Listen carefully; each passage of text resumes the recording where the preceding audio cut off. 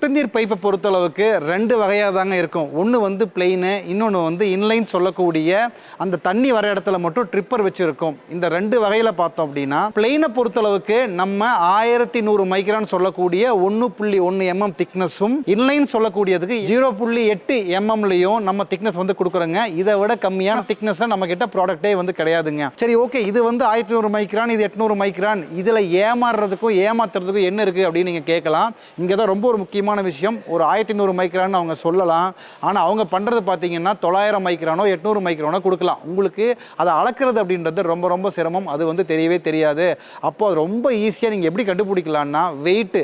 ஏன்னா 1100 மைக்ரானுக்கு 300 மீட்டருக்கான எடை வந்து மாறவே மாறாதுங்க. அது ஸ்டாண்டர்ட் தான். அதே மாதிரி தான் 800 மைக்ரான் 300 மீட்டரோ 500 மீட்டரோ எடை ஸ்டாண்டர்ட், அது மாறவே மாறாது. அதனால் நீங்கள் ஏமாறாமல் இருக்கணும்னா திக்னஸை கேட்கறத நிறுத்திட்டு எடை எவ்வளோன்னு கேட்டிங்க அப்படின்னா உங்களை யாராலையும் ஏமாற்ற முடியாது.